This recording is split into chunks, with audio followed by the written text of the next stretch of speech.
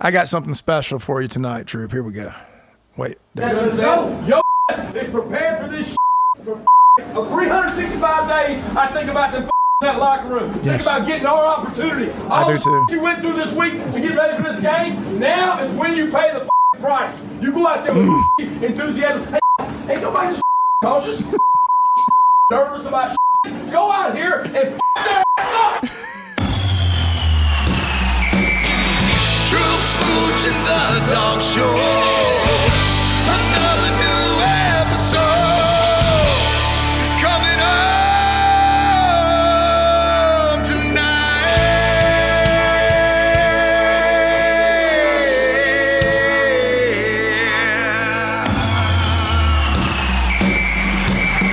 It's the Dawgs Show.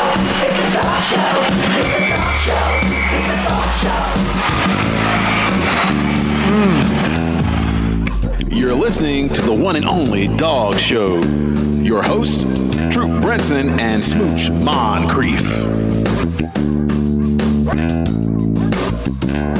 Just two dudes talking Georgia football. That's us, buddy. Yes. Welcome, dog fans, to the one and only Dawgs Show with Troup and Smooch. And that is my coach, Kirby Smart. That's him, buddy. The passion unrivaled when he's a coach like that who coaches for his alma mater and just driven the way he is, man. You can see why he's so successful, and just to hear those clips gets you fired up, ready to play some football.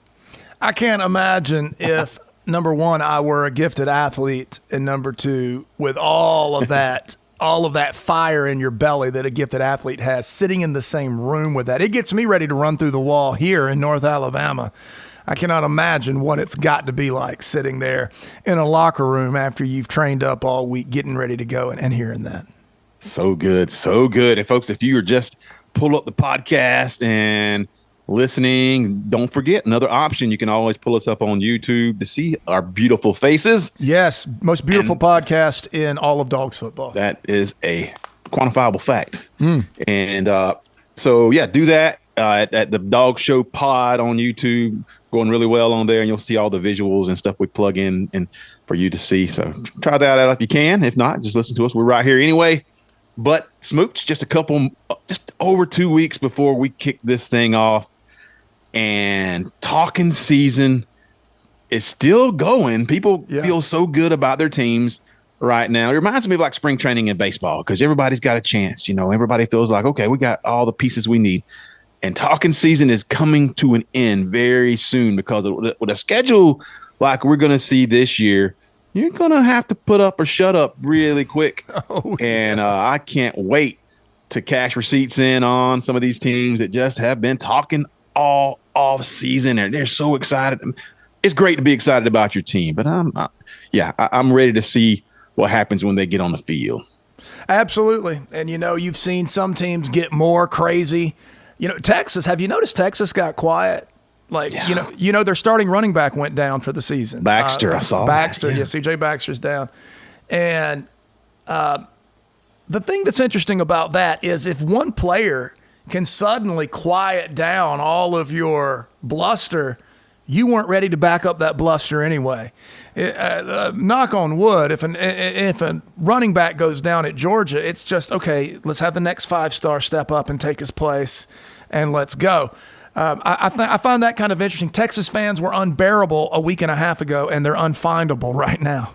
Man, yeah, maybe they got out above their skis a little bit, and they started saying, man, this is not gonna be easy. I still think you're going to hear from them when the games start. I just don't think they're ready on an SEC level. We'll kind of coach them up and get them involved with that, and I think they're going to be.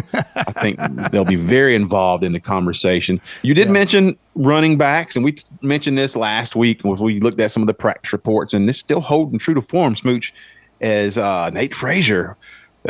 From reports I heard, they had their first scrimmage Saturday. Yes. And he was by far the offensive MVP. That's a freshman. He just got there recently, right? That's it. You just put your finger on it there at the end. Not only is a freshman, he is not an early enrollee. He just got there. He wasn't at the spring game. Or if he wasn't on the field at the spring game. And And he's turning everyone's head. And what they're all saying is that, I heard it said today from a guy that was there. He said, I don't think since Swift have we had a guy that looked like such an all-around home run threat. Like, this guy can get the tough yards, he can receive the ball, he can block, he can do all the things he's supposed to do. But if he's even, he's leaving. And that's the kind of comparison he was drawing.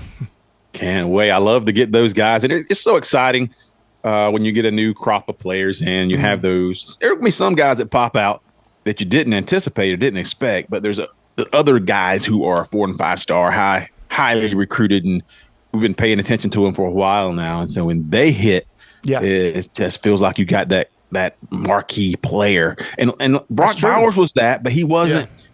He wasn't when he arrived on campus. Right. But very, very soon we heard practice reports, and then it's like, okay, he just a guy that's standing out in practice. But then after game 1, you said, okay, Brock Bowers might be pretty good. Right. And so we're seeing that what Nate Frazier looks like. Yeah, the thing with Nate Frazier is, I can remember, we can go back and find it. It was on this show. It was either the end of his junior year or the beginning of his senior year of high school. We said on this show, this guy's feet remind me of Emmitt Smith. I remember saying that distinctly. I don't know exactly how to describe it. Emmitt had this short, squat way of cutting without, he seemingly accelerated when he cut. I know that's impossible, but that's what it looked like. And on top of that, he was like a bowling ball. And so if you did hit him, you bounced off. And Nate Frazier has that's the most closest comp I can make for him. The feet are just so good. Yeah, I cannot wait to see what he does. And if he touches 80% of Brock Bowers in terms of production, I'll be good. Yeah. Well, compare him with ETN, because ETN is, I think the numbers I saw on him from his brief career at Florida was, I don't know how they rate this or judge it. It's the elusiveness. Yeah. And he rated as high as anybody Georgia's had on their roster in recent memory. So just very tough to get a handle on, very quick, lateral quickness, and then burst. So he and ETN, Georgia ought to be really good with that kind of home run hitter, because you really need that. You want that as from our running back position. It's great to have a running back like Georgia's had the past couple of years. When you look at Zamir, after his injuries, was more of a move to change kind of back, and then so was Kendall Milton, same thing after his injuries. Daijun Edwards, very, very good running backs, but yes, move to chain type backs, and to have the home run hitters that you can either dump it to them or hand it off to them, and they can put points on the board. That'll be a welcome addition. We can't wait to see those guys, and to have so many of them makes you feel more comfortable and confident. Georgia's very confident as talking season does eventually come to a close. Let's preface the show real quick. Smooch, we're also going to talk a little bit about our segment we had last week, the countdown to kickoff with Clemson. And then mentions, if you followed our Twitter this week, we had some Dogs in the NFL. They had a good week. Yeah, good weekend. It's a good for Dogs, getting some time in the NFL, big plays, and I love to see that.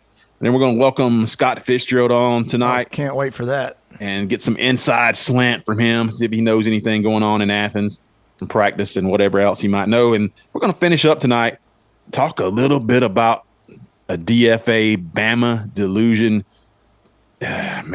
We've had some fun on social media this week with Bama fans who don't, I guess delusion is the right word, because they are not much based in reality and where they actually are right now. So we'll enjoy that. I was expecting them to crack during the season after the first loss, but some have started to give way now. They've already started to shake loose any sort of connection they had to reality and just lose their minds. And they become very frantic and very shrill and very devoid of logic. And I thought it would take longer, but it seems to be happening early. Yep, and it's funny, and we'll talk about this later in the show, but how talking season brings that out. Because when the games are happening, and they were not happy in the last 2-3 years with the product themselves during the season. I'm on their message board. I see them ranting and raving and saying they wish that they had it like Georgia has it going right now, defensively, of course, specifically. And we did a whole show a couple years ago with those comments and said, no, this is what you guys said. This is what you guys said when everything's stripped away and you're trying to be you're honest with your brethren. Right. But now when talking season hits, all those concerns go away, and we'll cover that in a segment in just a bit, right? All right. Absolutely. Well, let's move right into our first segment and hit the countdown to kickoff. Countdown to kickoff, baby. Man, I love that voice. That sounds like Smooch there with that little rock and roll in that voice. A little bit. Yeah. I love it. We know we got a little over 2 weeks before we do kick it off against Clemson. Woo. And so we want to kind of stay with that thought and prepare you folks for those Clemson Tigers and what we should expect and how as we get closer in a couple of weeks, we're going to talk more and more about how those things come together and how it's what we expect to play out on the field. Right. We're not just preparing our fans for the Clemson Tigers. We're also apparently preparing other podcasts for how to approach this part of the season, getting closer. So your show prep will continue. Guys, feel free to borrow all you want from us. You know who you are. Yep. We'll help you out. Help you get ready. Right. I am worried about Clemson fans, though. And we have mentioned that program's lost a little luster since they've not had a generational quarterback at the helm, and how Dabo Swinney is starting to see some of the cracks in the way he does business, and the cringiness is not as acceptable when you're losing 7 games in the past 2 years. That's a good way to put it. Their fans just are non-existent. We're getting no pushback. We're getting nobody jumping into our comments or irritated by what we think about Clemson. They're just not there. Yeah. Yeah, the idea with Clemson right now is what must they do to upset Georgia? There is no confidence behind that in terms of the things you can read. I tried to go and find some really good receipts for this segment, and they're really hard to find. I think that the amount of faith they put in Dabo only to have the rug ripped out from under them without Trevor Lawrence or Deshaun there, I think it completely just sucked the wind out of the fan base as a whole, Troup. Who was the running back they had last couple of years? Was Shipley? Is that his name? Yeah, Shipley. I'll do everything. Yep. And he came in as a freshman with all kind of accolades. Didn't show much against Georgia, but he's moved on. He's not there anymore. Right. But I looked at their recruiting, because I mentioned it last week, and I was like, they don't recruit at the level that they need to be really at that upper tier any longer. If they don't, because we talk about it, if you don't have that generational quarterback, that makes you have to be all around much better team. You can't, you can't push you over the top and like some of those weaknesses where you don't have to, you can get past them. So I looked at some of the recruiting. I think they may have a top 10 recruiting class right now, still in the bottom half of the top 10. But they sit right around that 14, 15, 16 recruiting classes. And that sounds good when you're looking at across the country. But we saw the same thing when Georgia had, Mark Richt, great coach, great for Georgia. That's a great analogy. He sat right in there in the top 10, right around the top 10, 5 to 10. And we thought that was good. But the teams that were beating you, or that we were in the closest competition with, were top 5. And so we were in the top 10, but we were maybe 3 or 4 in the SEC. Right. And that's a great point. And I think it is exacerbated by the fact that the transfer portal didn't exist when Mark Richt coached, and it does for Dabo. And Dabo does not engage it in any sort of significant way. And so not only are you being satisfied for a meh recruiting class each year, but you're also not engaging the portal, whereas other teams like Ole Miss have, with a bizarre coach, just like Dabo's bizarre, rocketed into contention because they are embracing these new changes in college football. And we'll see. It's still an experiment to me how the portal usage affects, or how you can use it best. I think Georgia does it pretty well, just kind of plugging in some spots and having some depth with it. And there are other teams, of course, that are forced to really revamp their team and go heavy into the portal. And we haven't seen it work that well just yet. Was Florida State a heavy portal team last year? I think they might have been. Yeah. And they got, they got exposed at some point. No, they were unconquered. They are the first unconquered team to lose a game. Did you know that? Yeah. Yep. I am very interested to see how the portal with some of these teams like Ole Miss. We saw it didn't work that well for Texas A&M yet, and I think Texas A&M may be a lot better with that coaching change. So, but it's going to be interesting to see these teams who do that. And like we said, that Dabo doesn't do that, and he's just not for everybody. He's not everybody's cup of tea, and that's okay. Yeah. We lost a big recruiting battle with him last year with Sammy Brown. We really wanted Sammy Brown to play linebacker, and he went to Clemson. Yeah, so we'll see how that goes. We feel like that it's fun to beat a team that's coached by somebody like Dabo. Yeah, because he's going to do something a little bit weird leading up to the game, and then say something off after the game, I'm sure. And we're going to. If there were more Clemson fans to pick and prod, that would be even more fun. But right. Well, the thing with Dabo's teams are, if you get them first game of the season, they're going to be up for the game. They're always riding a roller coaster because Dabo's always on the roller coaster. But it's first game of the season. We're going to get a good team playing hard like we got a few years ago, right? I mean, Clemson came in, and especially on defense, those boys played. And whether you get into how limited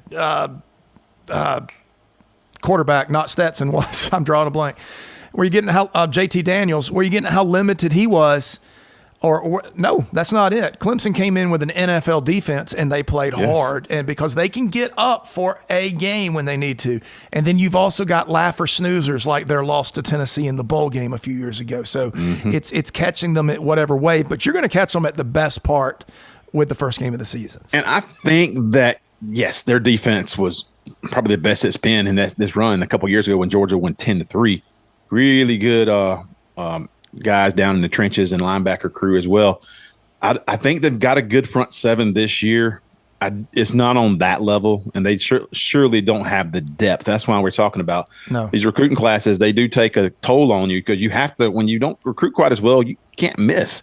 Those guys you do get to come in, you're really pushed to evaluate really good and to develop those players and some of the other players that are coming through your system. So it's a little bit less margin of error. Is there any position groups we can talk? I think each week we're going to talk about a different position group. And what do you have pulled up? Well, we covered quarterback and running back last week, so we can hit wide receiver, or just how about receivers in general? We'll cover tight end too, because that's really their best receiver is a tight end. And so with Clemson, you basically have underachievers all over the team. So you got these heralded 4-stars that have come in and never quite done anything. You do have a couple of freshmen. There's a 5-star freshman, TJ Moore, coming in. Georgia at one time was interested in him, but he was an early Clemson commit. He's got serious skills, but among their starters, they've got interesting pieces like Adam Randall. So Adam Randall is 6'3", but he's like 230 pounds. Big dude. Just never put anything together. His best highlight in his career was a catch he made at practice last week. He's a junior, and they showed one catch and said, finally, he's ready to put it all together. Look at this one catch he made. That's the kind of if that they're having to put in. You've got Antonio Williams, Tyler Brown. Both of those guys are guys that came in with a lot of hype that really just haven't done anything. And truth be told, the best receiver numbers-wise on this team jumped ship and is at Notre Dame this year, and in Collins. And so that tells you something about the faith they have in the quarterback, who we talked about last week in Klubnik, when your number one receiver is jumping ship.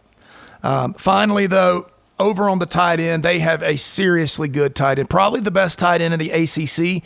If you ask me, that's not always a compliment to be the best tight end in the ACC. But Jake Bringingstool, what is let me look this up. Yeah, Briningstool, yes. Briningstool, yeah.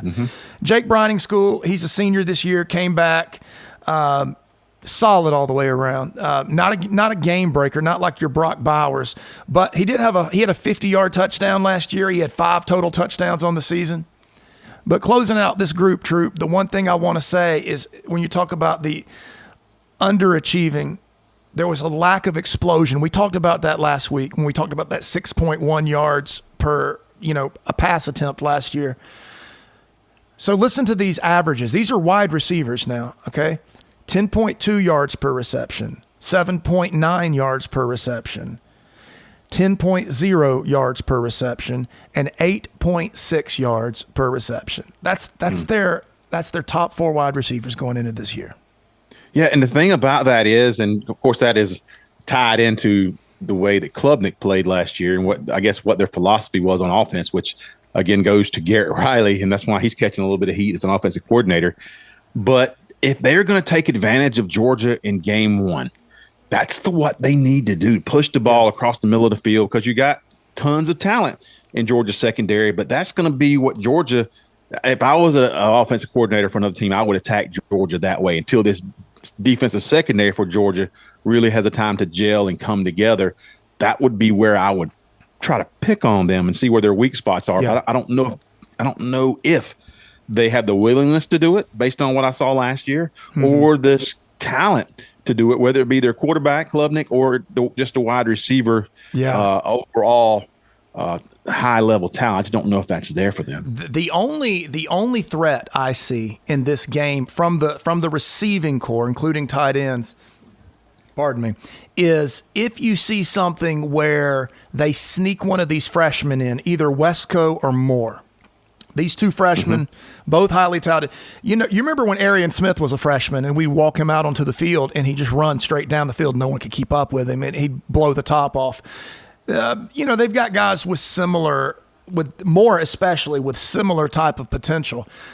But that's a huge if, like we all said. Those are true freshmen going against the Georgia secondary. But otherwise, I don't know how they stretch the field. They don't have a game breaker at running back. Offensive line vastly improved.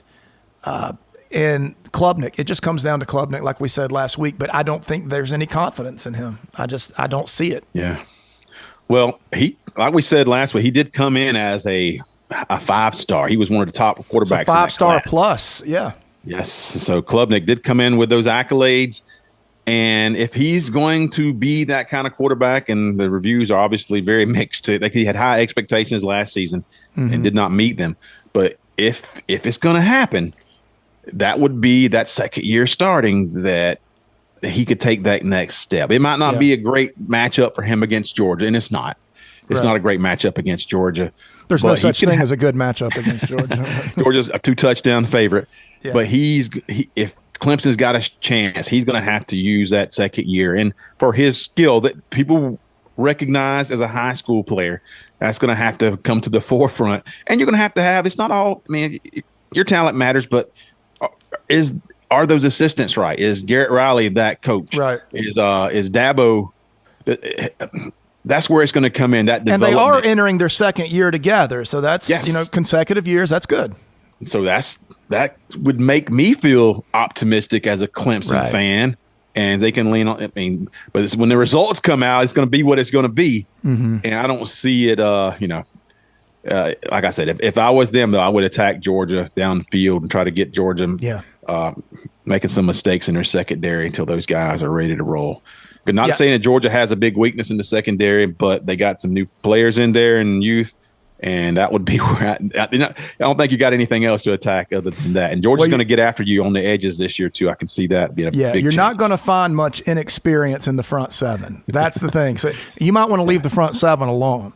And you can attack those other 4. You might find some freshmen. You might find some young kids. But this is the front 7 for Georgia is very mature and very explosive. And the younger you get, the faster you get on this team. Yes, and that is so true. I would you want to stay true to the run. You got a bruiser of a running back, but like you said, unless you're stretching them vertically down the field, the best you can hope for is 16 points, something like that. So you better be prepared to hold the Dogs to under that. Yeah, I think Clemson cautiously optimistic, not counting on anything against Georgia, but cautiously optimistic because of those things. And I can understand that. So everybody's optimistic. They haven't really jumped into talking season that much and give us anything to tear into or ridicule. Maybe that'll come, but I don't really expect it. We're going to talk more about their defense and their defensive ends or their edge rushers, outside linebackers, and their secondary next week when we go back to the countdown to kickoff. Countdown to kickoff, baby. Man, we might have to use that through the season too when we start talking about other teams, because there's always a countdown to kickoff. There's always a countdown to kickoff, man. Smooch, we had a lot of traction this week as NFL preseason did get rolling, and some dogs were doing some good things, not least to mention our old buddy Stetson Bennett, but a lot of other dogs as well, getting it done. Yeah. Absolutely. You know, it's fun to watch some that you of course watch the ones that just left that are then their rookie campaigns, but there was a few more that, you know, either didn't have rookie campaigns because of injury or are just now starting to surface because they were undrafted free agents. And I got to say, you talk about undrafted kids getting it done. I don't know if anybody tracks that from school to school, but Georgia has the most. I've never seen that many undrafted kids come in and make an impact, especially if you take the 6th round to undrafted and what Georgia's done in the NFL in the last 3 or 4 years. I don't think it's ever been matched. Just because you have so many guys that Georgia has sent to the NFL or who have graduated, and if you're going to take a flyer on somebody, Georgia program's a pretty good one to take a flyer on. Yeah, look for the G. Look for the G. So we saw some running backs do some good things. We saw Daijun Edwards. Who else? Daijun Edwards. McIntosh. Yeah, Kenny McIntosh looked great. Good to see him again. Kenny McIntosh, Troup Brinson, was probably the best you've been drafted by this team NFL phone call I've ever seen. You know, he was expecting to go in the 4th round, and he, I believe, fell all the way to the 7th. And so he sat there, best hands of any receiver in the draft, and fell all the way to the 7th round. Anyway, great to see him get out there and get it done. He looks quick. He looks good. And he looks as though his team understands exactly what he's good at. Daijun, you mentioned.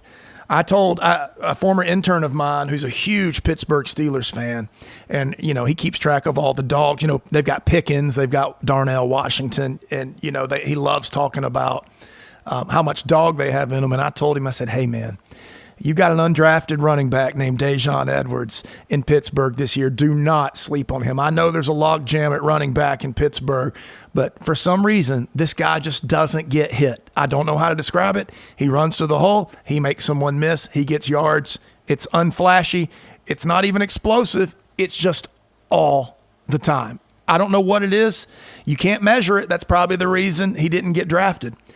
But you'll see right here, Daijun Edwards just breaking off some beautiful runs, and then even topped it off with a touchdown on his own drive. We saw Kyrus Jackson with an electric return. I think Let's take a moment and just enjoy that right here. Yes, do it. Yeah, Madden-esque. It was. People were getting excited about that, and look at him go. And then, of course, two of our favorite dogs, we saw Brock Bowers in that first drive jump right in there, and they just feed him the ball. Yep. And they got him out of there, but he got a couple quick receptions, and you could see that he looked just like he did at Georgia. I don't think it's going to be much of a learning curve. No, he actually looked like he was finally healthy. I think that's probably the longest rest period he's ever gotten was from his last practice with Kirby until the start of this season. So he actually looked more quick to me.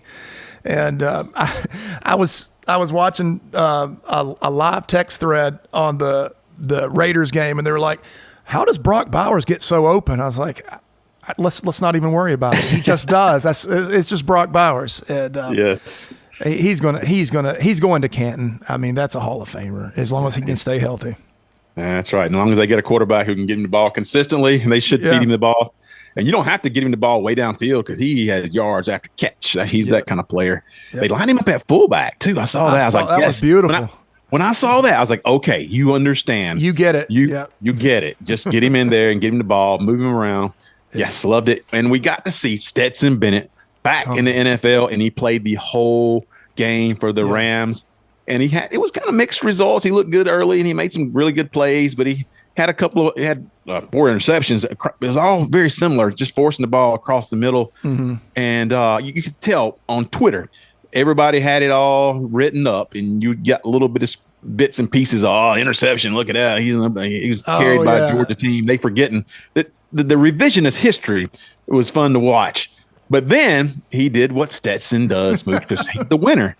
And he had the game. It was despite the 4 interceptions, he had the game-winning drive and a 4th down, just all-platform kind of a throw that just got it done and had you scratching your head how he could be able to do that. Best play of the game. Yeah, throwing across the grain a little bit, it was just a great play and all a Stetson play, and it just was what he is. That's what he is. Yeah. But the rivals, our Georgia rivals, they were on Twitter and they put the 4 interceptions in there and they didn't know what to do next. I'm like, no, it's about winning, right? It's about winning. That's what Georgia does. That's what Stetson does. He's about winning too. You can make mistakes, but that was one of the key qualities of Stetson, Smooch. He could have a bad series, a bad half, and he could flush it. We talked about it in past years. He could flush it and get that drive, get everything together for that drive that needed to win the game. Mm-hmm. And he was very, very good at doing that. And that's what you get for Stetson Bennett.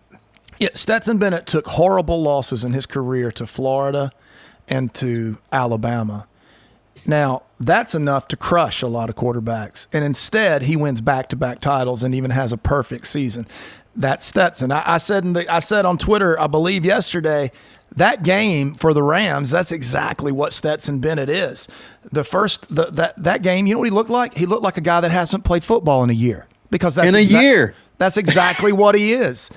And did he make some amazing throws that made you remember? Yeah, he made some great. As a matter of fact, Troup, I wanted to say this during the second drive. His arm looked more live to me than it did at Georgia. Looks like he's even added arm strength. He's got plenty.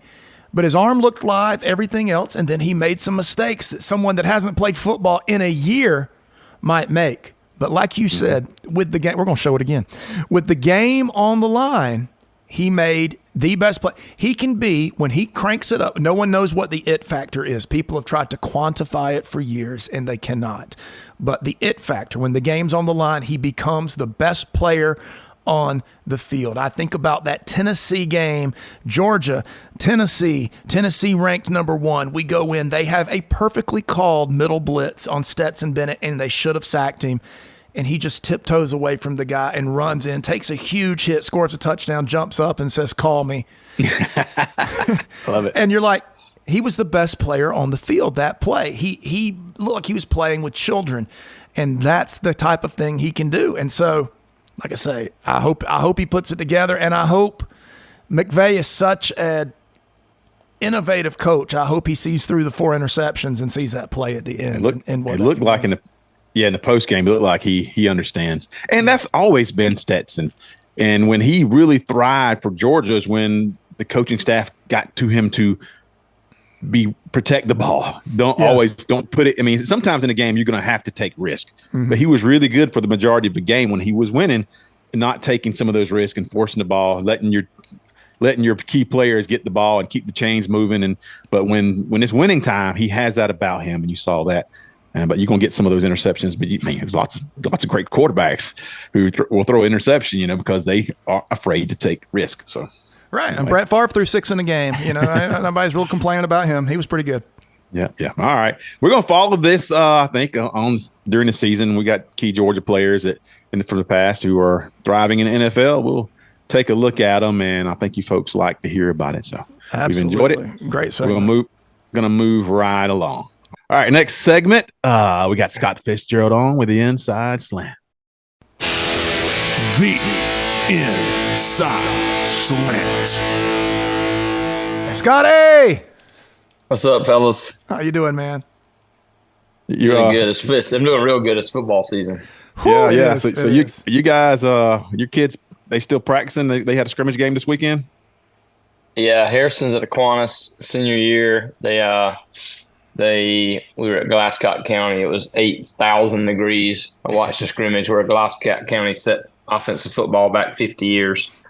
They run not even the fun wing, the fun wing. It was just, like watching paint dry. So we did some good work, got out of there quick and with no injuries. And then we got Athens Academy this Friday night. Just watched some film with Harrison. They had a scrimmage against Prince Avenue this past Friday. They got some pretty good size. I think they got a running back. I think their running back's committed to Navy, but should be a good little atmosphere up there. He's like a sophomore, I think, because Waynesboro played them in the last 2 state championships. And Right. I think he was a freshman last year, and he was a pretty big weapon. You're talking about Prince, right? Prince Avenue, yes. Yes, Prince Avenue. So Athens Academy is who we play, and they've got their running back commits actually going to Navy. So Okay. and they got some pretty good size. But it should be a good atmosphere. So that's in Athens Friday night. Actually, the only private school we play into the playoffs. We play a public school schedule, so we actually play public 3A. Okay. And then they go and jumble them up, and we'll be in private playoffs once the season's done. Was Smooch, and just mentioning Prince Avenue, we didn't mention this, is Georgia did have a decommitment this week. Is their defensive lineman Christian Garrett is decommitted, and looking at a couple other schools, Georgia luckily still has a couple of defensive linemen that are uncommitted. Yeah. And we're talking about Justice Terry and Elijah Griffin. Scott, should Georgia feel pretty confident to get those guys in the fold? Yeah, I did not have any information on that other than just some stuff I've read that we are sitting really good for both of them. But I have that's not inside information. That's just how good we feel. But golly, man, recruiting is so fickle these days, right? I mean, even when somebody commits, are they really committed? I mean, some of them are. They take that word seriously, but I don't know. It's just I've gotten where, to be quite honest with you, in the last year, I don't follow it near as close as I used to, the recruiting part, because it just changes so much. It's just kind of strange. So I'm like, hey, lock them in, get them on the roster, and then the ones that are on the roster, that's the ones I focus on. Yeah, we'll figure those out. What do you think about? You think we were just mentioning it, me and Smooch, about Juju Lewis? Do you think he's going to stick with USC, or they're going to pull him out? He's going to end up somewhere else. That's an interesting one. My gut says he will not stick with USC. That would make me. I think he'll wind up at Auburn or somewhere like that. That's just my guess. Yeah. That's just my guess. I mean, he looks like he could be a Hugh Freeze type quarterback over there on the Plains. Yeah. Well, Hugh Freeze is doing a pretty good job. He's a good recruiter. Yeah. He's a good coach. He's a good football coach. He is. And it could be one of those sneaky years where Auburn, every now and then they'll sneak up and they pull like 11-2 out of nowhere. I mean, I don't know if it feels like kind of one of those years. Yeah, where nobody's really talking about them, and absolutely, they got a way of doing that. As long as we continue to own them, I don't care what they do. Hey, best recruiting team in Alabama right now. So that's right. Oh wow. So what do you think so far about as we get closer and closer to the season? What's your feel about this squad and this 2024 version of Georgia Bulldogs?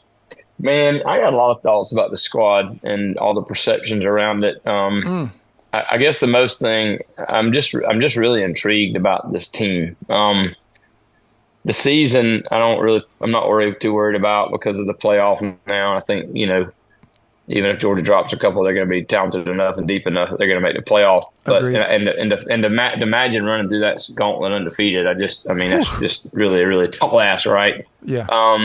But I tell you what I love about this squad is Carson Beck being back. I think he is. When you have a veteran quarterback, it just it's just. I mean, you start at your start value is higher than everybody else's coming out of the gate. Yes. And if you think about just the Final Four. I mean, Penix is gone, Milroe's back, Carson Beck. Beck's back, McCarthy's gone, NFL guy. Who else was in the Final Four? Oregon. What you got Washington, Texas. Yeah. Oh yeah. Ewer's back. Bo Nix is gone. Yeah. But so you got Ewers is back at Texas, Milroe's back at Alabama, Beck's back at Georgia, and I would just say don't discount any of those three teams because of that. And people, we're going to focus on Georgia, but first, in a minute. But I think people that think Alabama's going to take a big step back this year, I just don't see it. Maybe a couple of years, but they're loaded with talent, and they got a coach that's a quarterback guy. Look at what he did with Michael Penix. So I think that they're going to be really good. I think the culture probably has started to change, but I don't know if in 1 year, most of those guys on that roster still have, the Bama way ingrained in them, and I think they're going to be good. I really do. I think we're going to have our hands full when we go to Tuscaloosa, but I do think Georgia will be sky high for that game. And then Texas with Hewers back. I mean, I know they lost a big. I think was that a starting running back they lost, or one of the depth guys? The starting running back. Yeah, that's tough. That's tough to lose your starter. But they got Hewers. They'll be good. But I think them being in the SEC week in and week out is going to be a little wake up call from a depth standpoint, especially having to play all those games and then the playoffs and all that. Great So point. anyway, but go ahead. I said, and they got Oklahoma the week before Georgia comes to town, so that's going to be interesting. How they navigate. That's right. Yeah. But I just the Georgia team to me with Carson Beck at the helm. I mean, let me back up. First of all, you got Kirby Smart at the helm, okay, and then you got a Carson Beck at the helm, and then I think the defense really intrigues me. The back end is loaded with talent. The linebacking core is sick, but I'm still a little bit worried about the interior. I know we got McHale coming off the edge, and I know we got a couple of veterans back, which will be big. But it's just really good. We've had some guys banged up in camp, and we didn't get after the passer last year, and we had trouble stopping the run at times. And I'm not saying that I don't think we need to be Jordan Davis, Jaden Hunter type good or those type guys, but man, we've got to be better than we were last year, and I think we will be. But we're an injury or two away, on that front to be in, I don't know about in trouble, but until some of those younger guys develop, that still concerns me. The interior defensive line. Number one, are we good enough and are we deep enough, to do what we need to do to win a national championship? Right. So the rest of the defense, man, I mean, loaded for bear, but you and I both know if those front linemen aren't taking on blocks and, taking up double teams, the linebackers are only going to be so good, Yeah. You think about Roquan. You think about, N'Kobe and Quay and those guys. They ran free. Right. They didn't have anybody get to the second level putting a hand on them, and it's just a big difference. So that's the biggest thing I've looked at. I think the offense is very intriguing. I've heard everybody say it's going to be the best offense Georgia's ever had, and it may be. The offensive line is deep. It's really good, although we're having to juggle some people at center right now, it appears. So that's a little bit of a concern. I think the running back room is probably the most intriguing position on the offense. And the talent's not a question mark. By the way, we've got two trees now because Branson Robinson's back. Yeah. You got Robinson. Actually, he's probably more like a tank. So you got Branson, you got He's Rod, you got ETN, obviously, which is the stud of the group. Yeah. You got Nate Frazier, who apparently is really turning heads. Yeah, but I go back to James Cook his freshman year, and that's kind of the comparisons I've heard. So, do I expect him to come in and light it up in between the tackles? No, but if you get him on, on the perimeter or on sweeps and things of that nature, maybe he catches the ball out of the backfield. I think he could be a weapon. But at bottom line is though, you think about the running back room and look at the total amount of snaps they have played in their career minus ETN. Who we don't even know is gonna if he's gonna play in the first game or not. It's not a very experienced group. Yeah. Talented group, but not a very experienced group. And we throw the ball a lot, so that's where pass pro comes into play. And so that's very intriguing to me. I think the receiving core, man, is gonna be really good. I'm actually excited about Dylan Bell. I think Dominic Lovick is gonna have a big year, especially coming into the second year and the way we're going to utilize him. The tight end group, I think, is going to be really good. I know I've heard a lot about the tight end from Stanford. I just wonder, he's the one who's getting sounds like a lot of, press and praise. But, I think Oscar Delp and Lawson Lucky are still going to be the stars of that room. I think you're right. Yursek's a good player. Apparently, he's a big guy and all. But big. I say he's actually not built like a Scott Sinclair guy because he hasn't been there. He just got there. But I think he's got some talent. But, Delp and Lucky, man, are talented cats. I know Lucky's had trouble staying healthy, but I think Delp's still the leader in that room. So I think we're really good at tight end. I think wide receiver, I think we're going to be better than people think we're. Even losing Ra, which was a shame. But, it is what it is. You can't. I knew that. You saw that when that headline came out the second time that he was toast, which is unfortunate. But so I've just got a lot of question marks. I think we have a chance to be really, really good, but we're inexperienced at running back, We moving some people around at center. And then we're not, I guess, extremely proven at wide receiver outside of, I guess, Dominic and Dylan Bell. Obviously, I think is a star in the making. I mean, he's got a chance to be he's gonna have a great NFL career. I just hope we get him the ball a lot this year. Yeah, my take, he would be my go-to guy. Yeah, right, me too. My take is that Dominic Lovett will put up more receptions. Dylan Bell will be the better receiver. He'll be the offensive weapon, but Lovett is just going to catch so many trash catches or 3-yard, 3rd and 3 catches over the middle because of his quickness. But I think Dylan Bell's an NFL wide receiver. I mean, you can just flat out see it. Oh, yeah, no doubt. But Lovett, I mean, to be fair to Dominic, I mean, I just think the way we used him last year and now that he's been in the system a year, I love the way they get him the ball basically on an extended run play. Mm-hmm. And I think now with Ladd and Bowers gone, he'll definitely warrant some more targets. I mean, he's a really talented guy. Dylan's just kind of built like, Debo type. I mean, he's like almost. So he reminds me of Hines Ward, where you can just he can do it all. And there's not many players like that. I mean, you think about it, right? Talented players, but he could do. I mean, you could line him up at quarterback probably. He's just a football player, right? Yeah, that's I mean, exactly just right. a football player. So I think we got a chance to be really good. I'm excited about the team because there's a lot of newness to the team. Really, if you think about it, other than Beck, I know we got some veterans on the offensive line, but there's a lot of the running back room again, and the losing McConkey and Bowers, who are both they're going to start. Right. Which is crazy when you look at all the people we lost and what they're doing in the NFL. I know y'all had got a segment in the show on NFL Dawgs, but man, that's impressive, right? A.D. Mitchell, Jermaine Burton, Ladd McConkey, and Brock Bowers started for the that's team. That's just offense. Yeah, right. Yeah, and then Stetson threw a touchdown to win the game yesterday after kind of a rough outing. Yeah, we just covered that. That was everything that was Stetson. That was it. That's right.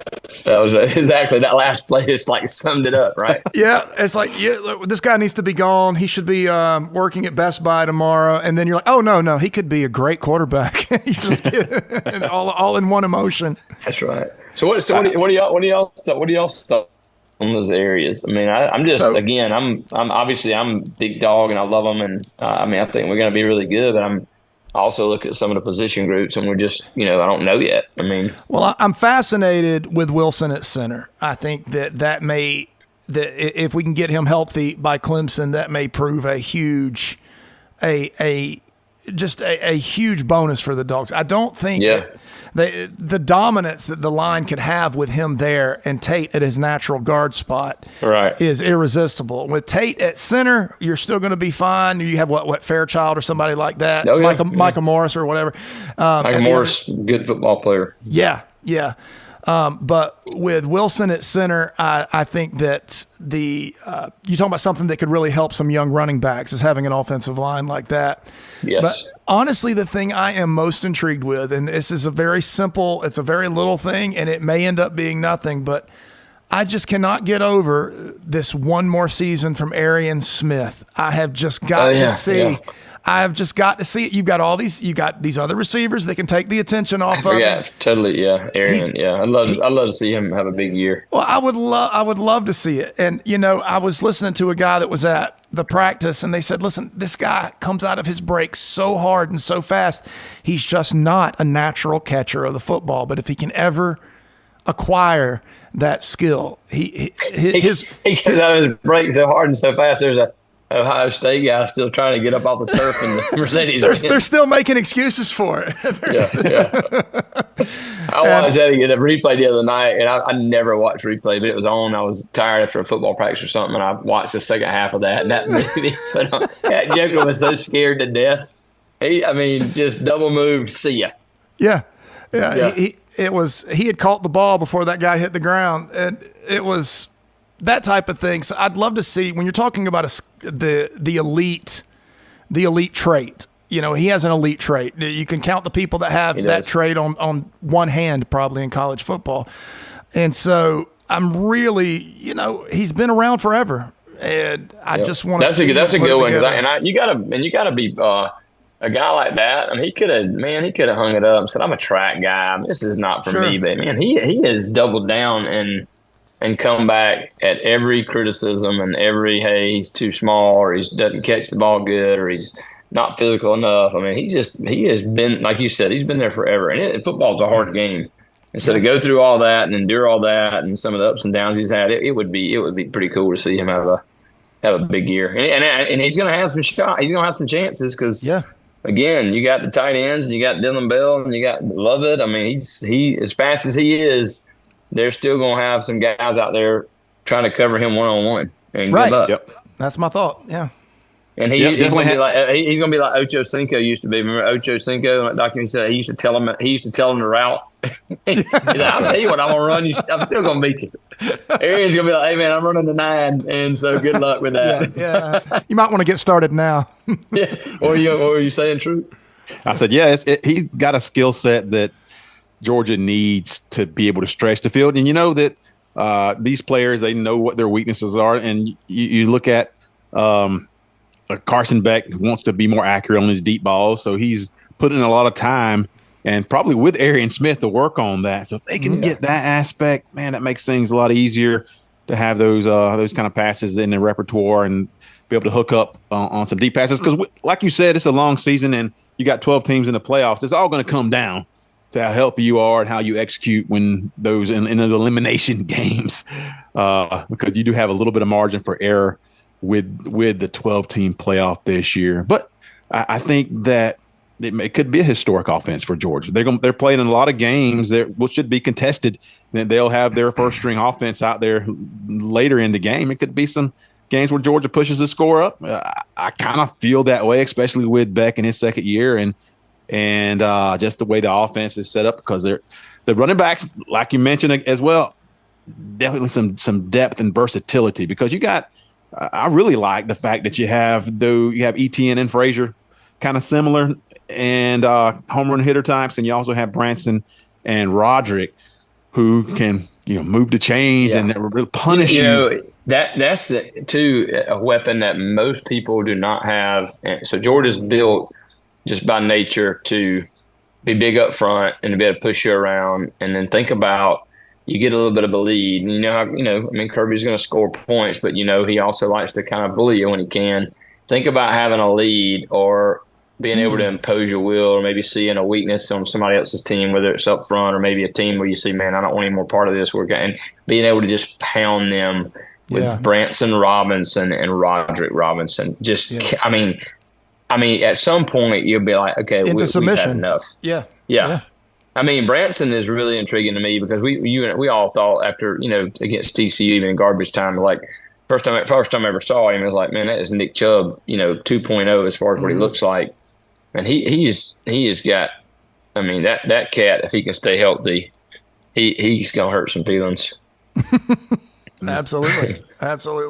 Yeah, what was it? Auburn? Was it the Auburn game? What was the game Branson came out and was the best running back on the field? I think it was Auburn. I can't remember. It was before, I don't remember. And then TCU game. The best touchdown run he ever had, they called not a touchdown. That was in the TCU game where they called it back after he dove in. That was a touchdown. And then he had the longer one after that. But yeah, what are y'all's thoughts on Clemson? They might have covered some of that, but just like the game itself. I think that Clemson's going to come in and be up for the game, riding the Dabo roller coaster. I think they're going to be in an upswing, so they're going to be ready. I think they're going to look good on defense early, and Georgia will figure that out. I just don't think they have, unless they can make it an ugly 21-24 slobber knocker. I don't see a path to victory for Clemson. I do see a really hard fought game, but I don't see a Clemson 35-24 victory or anything like that. I don't think they can score that many points. Right. If Carson Beck and Georgia have the game that we expect them to have, Clemson doesn't have the firepower. We mentioned earlier, unless Klubnik takes a step forward and does something that different than we saw last year, and he could be better. He should be better.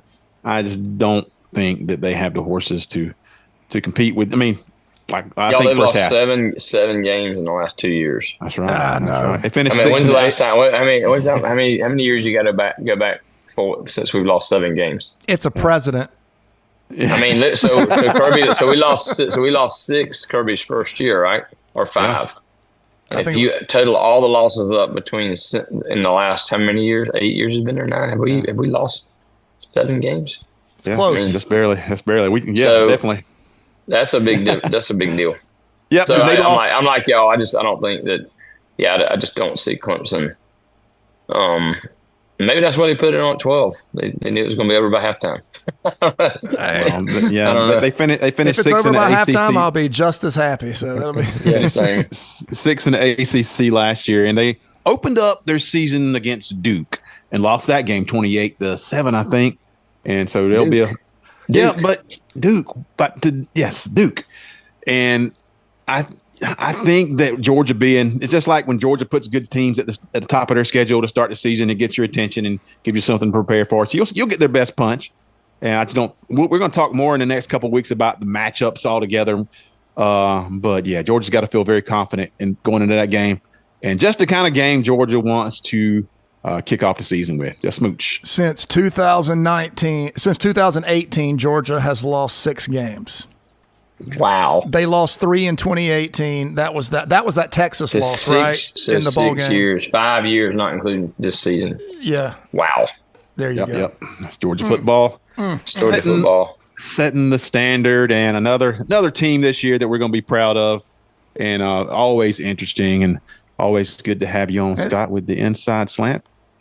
Smooch. Yeah. So we'll talk more in the next couple of weeks. It's getting close, guys. Let's do it, man. You can smell it in the air, brother. See y'all. Thanks for coming on, brother. Yeah, man. Appreciate y'all. Got it. The Inside Slant. Woo. All right. Well, there he goes. How about that AP poll while I'm figuring this out? Yeah, I was going to talk about the AP poll because we saw the coaches poll. Georgia at number 1. They number 1 again on the AP poll.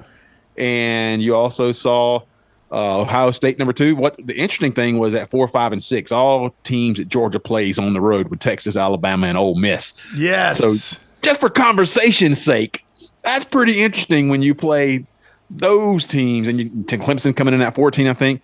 And so yeah, just some very interesting games. Tennessee at 15. Tennessee at 15. Yeah. And they're going to be feeling good. Tennessee, if they can navigate a few hurdles in their schedule, they are looking at the playoffs, and to them, that's the national championship. It's just getting to the 12 playoff. We poke fun at Tennessee fans.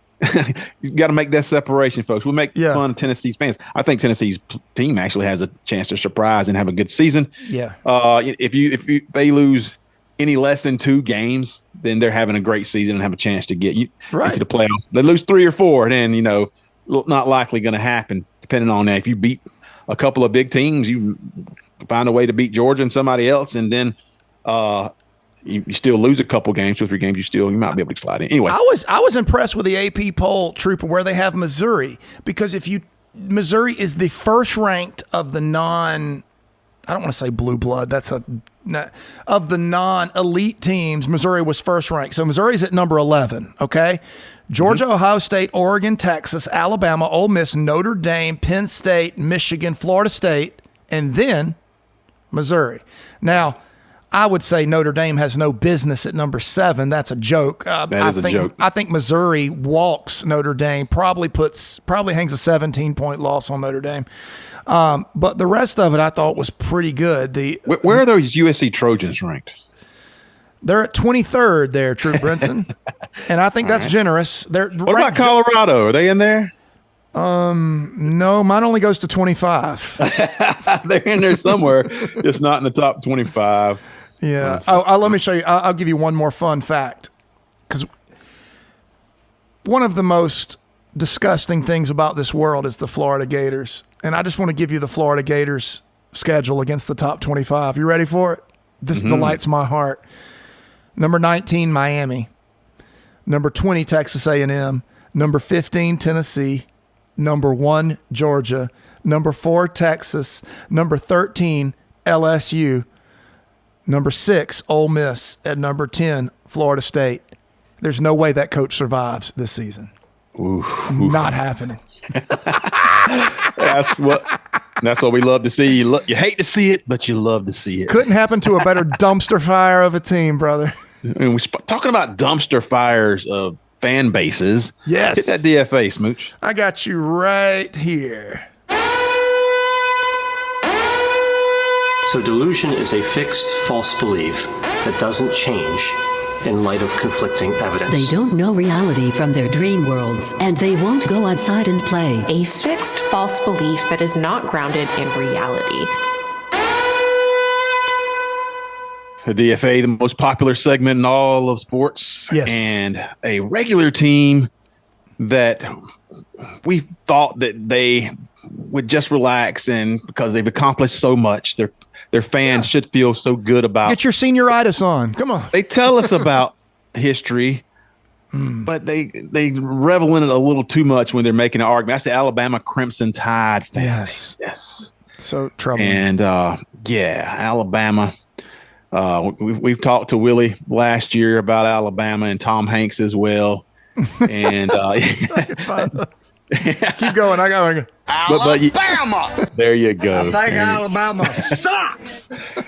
And the thing is, on social media this week, especially on Twitter, we got into a few discussions with Alabama fans, and it's this tired old refrain that when you want to talk football and you want to have a good football conversation, they immediately give you a history lesson, and then they talk about Nick Saban. Yes. And what Kirby's record is against Nick Saban, like that has anything to do with what's going to happen this year and going forward. Did they realize that their defensive coordinator's name is Kane Womack? And when they brought up, Georgia's going to have a good team this year, but I don't know how good. They got Mike Bobo as the offensive coordinator. And I was like, you got Kane Womack as your defensive coordinator. Let's go. I feel comfortable with that matchup. We'll be all right. We'll be all right. Yeah, the Bobo thing, I guess they're you talking about holding on to history. Yeah, about 2 years ago or 3 years ago at Georgia, Bobo, among some Georgia fans, was kind of a troublesome name. But that just shows you how far they live in the past, because I don't know if you noticed, Carson Beck had a darn good season last year under this same Bobo, and now he's back this year. The Bama delusion and their addiction to history. It is a drug that they just throw themselves into. It's a coping mechanism. When someone is grieving, and Troup, we care. We care about those that are grieving, those that are sorrowful, and we understand, and we can hear it. We can hear it when Alabama fans say, and this happens all the time, they say Saban's not really gone. Go look at our TikTok page. Saban hasn't really left. He still has an office and a $400,000 a year salary. He's going to be staying. I was like, no. Saban made $11 million a year. That comforts them, doesn't it? Yeah, it does. It comforts them. They don't realize is if that's the case, that's the worst case scenario. Right. Is Saban still being there and being involved in too many things when they got a new coaching staff and trying to establish a new culture, which they needed a culture shift. Yes. And if Saban's still there, that's going to make it really impossible for that to happen. That's not a good situation for you fans. I know it makes you feel better about the change, but it's not. In football, you cannot have, if Saban is staying, like you said, if it's the worst case scenario. If you wanted to give DeBoer any shot, you need Saban detached from this program. First of all, I don't think DeBoer has a shot because the shoes are too big. But with Saban there and at $400,000 a year, which is roughly 1/22nd of what he was making before, is going to somehow speak in as a quality control advisor or whatever they're trying to call him. That's just not happening. And if it does happen, it's worse than if it did. So whichever delusion is correct is still worst case scenario. You just need Saban to step aside and let DeBoer come in and do this weird players coach thing he's doing, and hope it works out, and hope he turns Milroe into Penix. But I think Penix is much more talented than Milroe. Yeah, and they could have he could be a great quarterback coach, but you gotta have the quarterback. I think that they did a great job last year figuring out that Milroe, what kind of player he was, and not to force him to be a different kind of player. It was one of Saban's best coaching jobs was just Milroe in 2023. Yes. But I got some advice for you Alabama fans. Give it. Don't focus on Georgia. I think in your lane right now more is Auburn and Hugh that sounds right. Freeze. Georgia's a step or two above. Georgia's where you want to ascend to. Yeah, you're not ready. You're not ready for Kirby Smart. You're not ready for Kirby Smart. You can win a 3-point game. You can be competitive and play a good game. You can pull one of those games out because you got plenty of talent. But Georgia as a culture and a program is a couple notches ahead of you. And I know you fans are listening right now and you're going to say, well, they spanked Georgia last year. No, they didn't spank Georgia last year. And guess what? Saban's not coaching. There's a whole change in philosophy that you're going to slowly take place. And if they can still ride, if you say, like Scott was mentioning a moment ago, well, they're going to still get some of that ride that's coattails and get some of the players still in there. There were issues in that locker room. That's true. The culture was part of the reason Saban said, bye-bye. Saban said it with his own lips. Yeah. And so that was not something that you can really lean on. But again, when you got that kind of talent, you can play a great game and your best game of the year, maybe of the last 2 years, and beat a team like Georgia. Mm-hmm. But Auburn is who you need to measure yourself against. Auburn is the team that's going to come up and take a lot of the players that you want recruiting-wise. And they're going to – I say this – because I care. We care. And I honestly believe it, that Auburn's the team you need to worry about. And Georgia is the team you need to try to ascend to be like as a program. And DeBoer's got a tough task to get that group. I mean, unless he's bringing his Sioux Falls team in. He hasn't coached the team for longer than 2 years, so we know what he's got. That's right. And if he walked into a situation with Trevor Lawrence, he's going to have a pretty good team and look like a pretty good team. He's a decent coach. He had Michael Penix. We're going to find out what he does with Milroe and what he does after Milroe as well. Yeah. And like I said, Auburn, focus on Auburn. The Georgia Bulldogs are not where it's at for you. It's going to take you a little while, if ever, to get back to that level. That's a tall order, and it's unfair to ask Kalen DeBoer to even share a cab with Kirby Smart.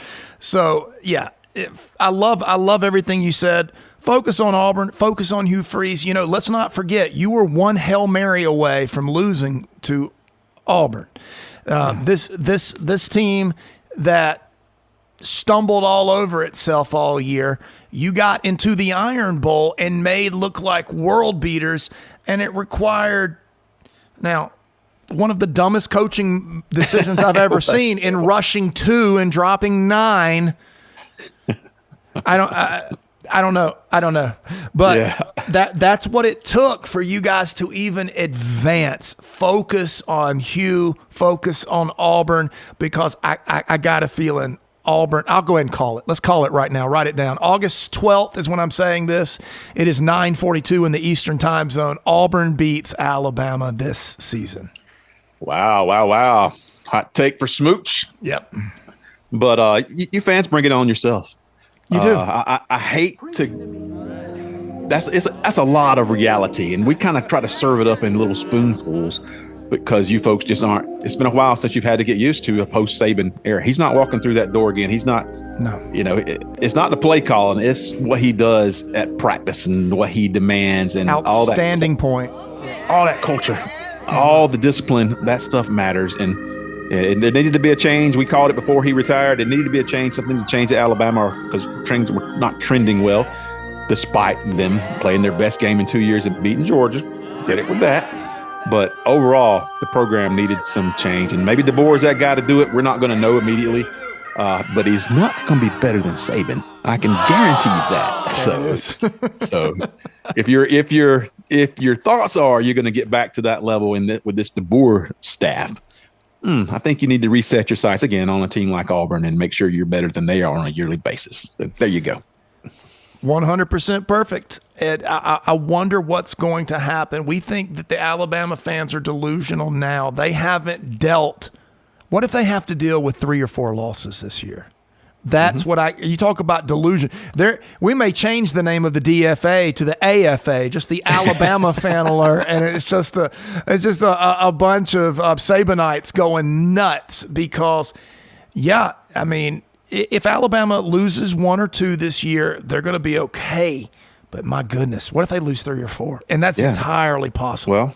Well, then the fans will keep doing what they've been doing, hopefully, because this will be the right time for this, for them to get into their trophy case and talk history and enjoy reminiscing, because that's going to be the best part of your day when you can sit with another Alabama fan and talk about those things, because the good old days are in the past. They're done. They're done. It's over. It was a great era. No one can take it away from you. But to howl at the moon, like, what was the dude this week you got into it with on Twitter? What was his name? Apache Don. Apache Don. We'll put up some of his stuff. Yeah, Eric from Bulldog Report carried that on very well. We jumped in there a little bit. Yeah. But yeah, that was fun. Yeah, you can just tell. That's not a man that's looking for a football debate. That's a man in mourning because he knows what the truth is. You start cursing and name calling. We get it. We got you. We just take the W. As soon as you start name calling like we're on the playground in the 7th grade, we just claim the victory and move on, big guy. That's a nice try, Apache Don. We're praying for you here at the Dawgs Show. Yeah. All right. We'll hopefully see you guys again on the Delusional Fan Alert next week. Absolutely. Let's do some delusional fan out of here. Here we go.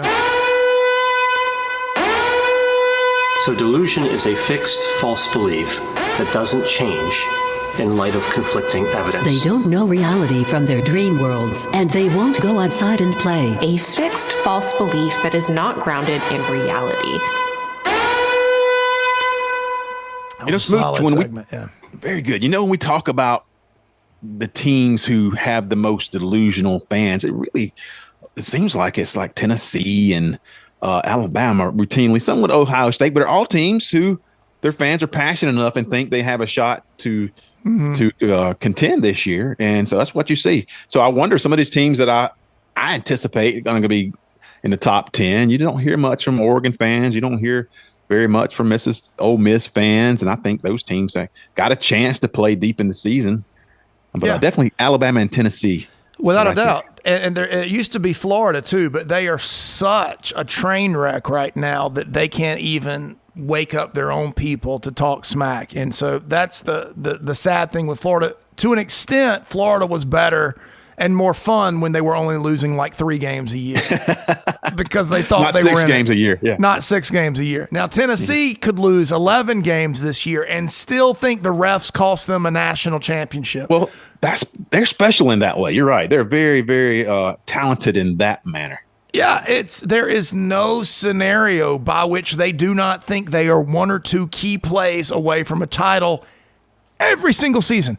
Without doubt, right now it's a redshirt freshman or sophomore, whatever, quarterback that is the best player in football, and it's going to happen. They're going to explode with the savant of a coach they have after they had a mid-ranked offense last year. Now, suddenly, it's all coming together. And as long as the grass isn't too long in Georgia, or it doesn't rain, or there's no, what was it on the field in South Carolina? Sawdust or something? Sandy. It was sandy. Sand on the field in South Carolina. Again, slowed down the fastest team in all the sports, apparently. Not really, but. It only slowed down one of them. The other team was just perfectly fast. It's amazing how that points. Yeah. South Carolina treated Tennessee like we treated Florida State and TCU. Exactly. So let me ask you this. You watch NFL a good bit. And I do. So Joe Milton got a chance to get in there. He played pretty well, didn't he, in the preseason game? That led to some discussion on Twitter about, well, he looks better now than in the NFL than he did under Josh Heupel. Maybe we should start questioning what Heupel's actually doing here. I loved it because Tennessee fans are not wily enough to not paint themselves into a corner with that. If you're saying Milton's going to be this great NFL quarterback, well, then it's Josh Heupel's fault that they didn't do anything with him when they had him. If he's going to be this great NFL quarterback, if he has all these skills, if he's going to do all this stuff, then Josh Heupel should have done something with him. If not, you have to put the blame on Heupel if Milton can be a good quarterback. So either Milton is out of the league in 3 years, which I think he probably will be. He can throw the ball a mile. He'll hang around for a contract. But what are you going to do if they decide, oh my gosh, he's an NFL starter? Then you have to look at the fact that the savant you have at Tennessee coaching as the head coach, who's basically an offensive coordinator, might not be the answer if he were to have wasted the immense talents of Joe Milton. So what are you going to do? Yeah. And then I should have brought this up when we mentioned Florida a moment ago, that I heard Anthony Richardson had some comments about his time at Florida. I don't know if you heard that. No, I didn't. But he stayed for that last year. I think his junior year, he stayed. And it was questionable whether he's going to play that year. He decided to stay. He alluded to it being a train wreck there, that culture at Florida. Yeah. And he said no matter what, he was that last year or the year he went to the NFL, if he didn't go to the NFL, he wasn't staying at Florida. Wow. He thought about going somewhere else. Mm-hmm. He was not staying at Florida no matter what. And I was That's amazing. Not really good news for we already know what's happening down there, but it just reinforces what we feel about that Florida program and how far they have to go. They're still celebrating it like it was a bowl win that he was drafted in the first round. They're still celebrating like that's your win. Is that a quarterback that didn't want to be there, got drafted way above of where he was because he can do a backflip and throw the ball a long way? Yeah, didn't even want to be there. That's sad. You'll never hear that in an elite team, Florida. Yeah. Anyway, you can find us anywhere on any podcast that you're listening to right now, of course, on the Dawgs Show Pod and Twitter. TikTok, please jump in and help us out a little bit as we get closer to the season. We're going to need your help. We know that as the season gets going, there's going to be a lot of eyes on this Dawgs program, a lot of eyes on the Dawgs Show as we carry the torch for all Georgia fandom. And we appreciate your help listening to our podcast and to us, or giving us a like, subscribe, give us a 5-star review. Yeah. Go to YouTube, subscribe there, and jump on in the conversation. Yeah, we love it. We do. Every bit of that. The interaction with the fans is great. We're picking up momentum at the right time, guys. If you're a devoted fans of ours, which most of you are, keep it going. If you haven't given us a review on Apple, go to Apple and give us a review. Even if you don't listen on Apple, it just helps us in the algorithm there. Keep the conversation going on YouTube. That's taken off really nice. Everything is just kind of getting started on Twitter. I think on TikTok, we passed 2,000 followers. We're closing in on 1,000 on Twitter. We'd love if you guys could push us over that. So share our stuff. See if you can't get us over 1,000 by the beginning of the season. And like I said, YouTube is just starting to take off. So hopefully we'll hit some bigger numbers there as the season gets going. But keep pushing the stuff. You're doing great. We're having a blast doing it, and we aren't going anywhere. Unlike the University of Florida, we are built to last and succeed. Yes. Thanks again to Scott Fitzgerald for coming on and lending your expertise. Fantastic. For Smooch Moncrief. This is Troup Brinson saying so long. We'll see you again next week with the Dawgs Show. This is the Dawgs Show with Troup and Smooch. It's the Dawgs Show. It's the Dawgs Show. It's the Dawgs Show. It's the Dawgs Show. Let me get a Morgan Freeman in here. Hold on, where we go. This podcast sucks. There we go. Now the podcast is over. Thank you, Morgan. I love it.